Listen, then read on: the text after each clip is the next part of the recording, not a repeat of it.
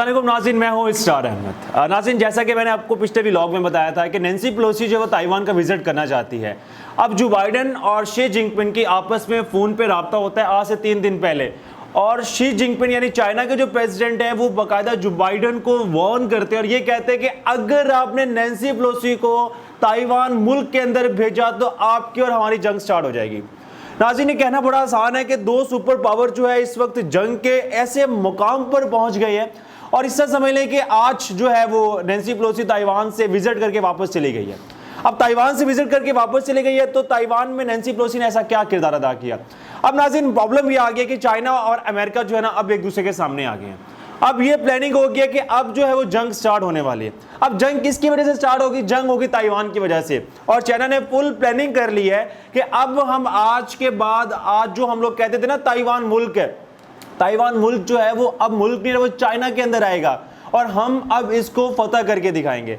नाज़रीन, ये ऐसा क्या मामला है ताइवान का? जैसे मैंने आपको पिछले व्लॉग में बताया था कि 1950 के अंदर जो ताइवान जो है एक कम्युनिस्ट पार्टी माओ के जो है कम्युनिस्ट पार्टी जो थी वो चेंज होकर एक मुल्क जो है वो ताइवान बना लेती है और 1970 तक 1970 के लगभग तक कोई भी इसको अपना मुल्क तस्लीम करता ही नहीं था। लेकिन बाद में इसका हुआ कि अमेरिका को खदशा हुआ कि चाइना जो है तरक्की ना कर जाए, तो चाइना ने अपनी जैसे स्ट्रेटजी संभालने के लिए हर एक मुल्क में ना एक इंतशार वाला मुल्क बिठाया होता है ताकि हम इनको अप्रोच कर सके।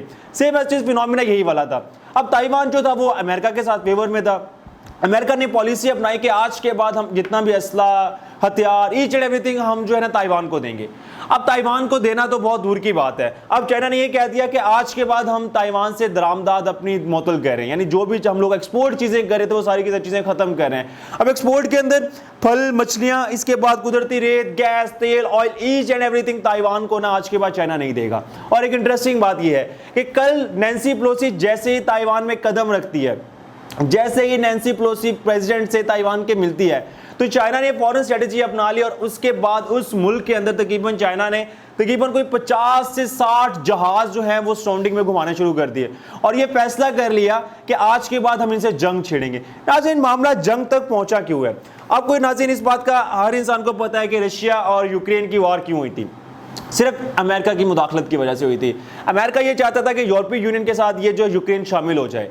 अब यूरोपीय यूनियन के साथ तो शामिल हो नहीं सकता था। रशिया कभी भी नहीं चाहता था कि यूरोपियन फौजें यहाँ पे आए, यानी जो नेटो की फोर्सेस यहाँ पे आए। तो सेम एज इट इज अब जो है नेटो फोर्सेस जो है, अब ये जो बाइडेन ये सब लोग प्लान कर रहे हैं कि ताइवान के अंदर जो है ना अपनी नेटो फोर्सेस भेजें।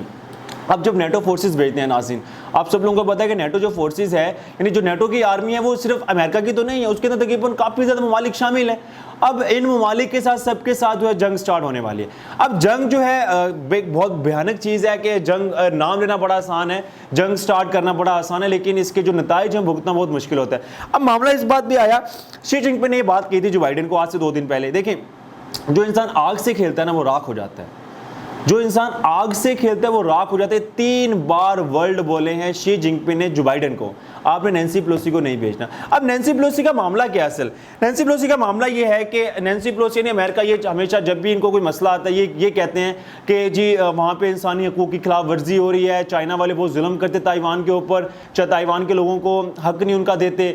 इसके बाद यूरोपीय यूनियन के साथ चाइना ने बाइकाट भी कर दिया है। क्यों किया है? कि इस वजह से किया है कि जो ताइवान है, ताइवान ये फैसला कर लिया है कि आज के बाद जो है हम एक्सपोर्ट करेंगे, यानी अपने मुल्क को बढ़ाएंगे, अपनी इंडस्ट्री को बढ़ाएंगे। लेकिन चाइना ने कहा आप ऐसा नहीं कर सकते, अब हमसे ले जो चीज़ चाहते हैं, अब यूरोपीय यूनियन से क्यों लेना चाहते हैं? तो चाइना ने बाकायदा यूरोपीय यूनियन से बाइकाट कर दिया कि आज के बाद हम आपसे चीज़ें नहीं लेंगे, हम आपको एक्सपोर्ट चीज़ें नहीं करेंगे। और नाज़रीन, यहाँ पे जो मैं आपको थोड़ी सी स्ट्रेटजी बताता चलूँ, ये मामला अगर ताइवान और अमेरिका की सपोज किया मिल के जंग स्टार्ट होती है तो क्या मामला होता है? नाज़रीन, जैसे यूक्रेन में हुआ है ना, अमेरिका छोड़ के भाग गया यूक्रेन को, बस असला दे देगा ज़्यादा से ज़्यादा, आपस में लड़वाएगा फौजियों को। तो सेम एज ताइवान की भी स्ट्रेटजी है। अब अमेरिका एक बड़ी कमाल की फ़िलॉसफी यूज़ की है कि वो जितने बड़े मुल्क थे ना, सुपर पावर थे, जो ये समझता था कि इंडिया तो डेफिनेटली बात अमेरिका के साथ है, यानी रशिया और चाइना 2 ऐसे मुल्क हैं जो सुपर पावर बनना चाहते हैं, सुपर पावर बनने के ख्वाब सोचना चाह रहे हैं। अब अमेरिका ने इन दोनों को जंग पे ला दिया। अब रशिया और यूक्रेन की वार चल रही है। अब रशिया जो है डेफिनेटली बात है, रशिया अब तकरीबन साल 2 साल 3 साल तक कहीं नहीं घूमता, वहीं पर जंग में मसरूफ रहेगा। ये चाइना को भी किसी तरीके से मसरूफ करना चाहते हैं, चाइना भी जंग में धकेलता रहे, चाइना को भी जंग में धकेल दें, और इसके अंदर इंडिया को ऐड कर रहे हैं। इंडिया को क्यों ऐड कर रहे हैं? नाज़रीन, इंडिया को इस वजह से ऐड कर रहे हैं कि इंडिया जो है आप सब लोगों को पता है कि इंडिया बॉर्डर जो है वो चाइना के साथ बिल्कुल करीब लगता है। नाज़रीन, अब आप सब लोगों को पता है कि चाइना ने जो है वो लद्दाख पे कब्जा किया हुआ है। लद्दाख पे तकरीबन इतना ज़्यादा एरिया पे कब्जा किया। इंडिया चाहता है कि किसी ना किसी तरीके से जो है हम लद्दाख को वापस ले लें। अब इतना आसानी से तो लद्दाख वापस लिया नहीं जा सकता। जैसे पिछले साल जो है लद्दाख के ऊपर कब्जा किया गया था, चाइना ने बहुत ज़्यादा इंडियन फोर्सेज को मारा था, इसके बाद आर्मी को मारा था, लेकिन मीडिया ने नहीं दिखाया।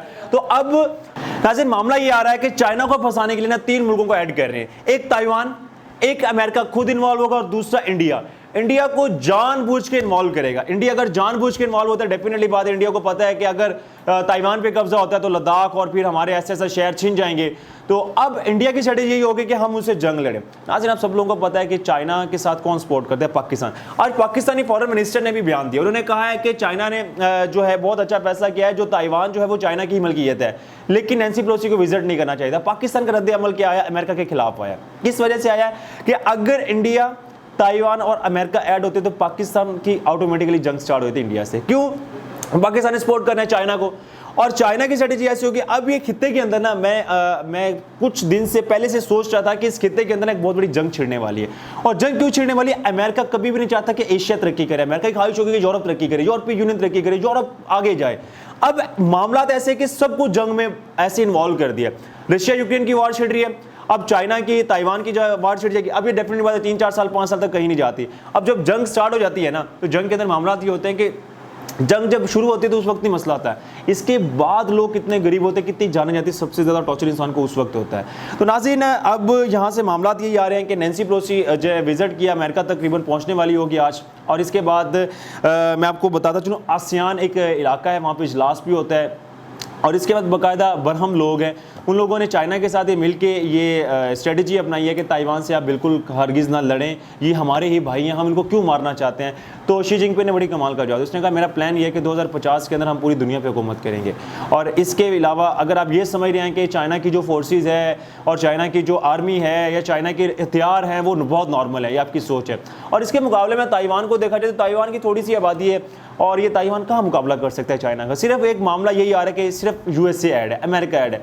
लेकिन मैं नाज़रीन ये बताता चलूँ, अमेरिका कभी भी किसी का साथ नहीं देता, वो साथ सिर्फ जंगी हथियार तक देता है। इसके बाद आप फिलॉसफी देख लें, जितनी मर्जी हिस्ट्री देख रहे हैं, अमेरिका कभी जंग नहीं लड़ता, वो लोगों को इन्वॉल्व करके लड़वा के साइड पे हो जाता है। तो सेम चीज़ चाइना ने जो अमेरिका ने यही फिलॉसफी यूज़ किया है। होपफुली नाज़रीन, जैसे ही आगे कोई अपडेट होती है, नैन्सी पेलोसी ने क्या मामला हैं, जो बाइडेन के क्या मामला हैं, चाइना के क्या मामला हैं, आगे हम आपको अपडेट करते रहेंगे। होपफुली अगर आपको हमारा व्लॉग पसंद आया तो कमेंट सेक्शन में जाए, कमेंट का इज़हार करें। Thank you so much. अल्लाह हाफिज़।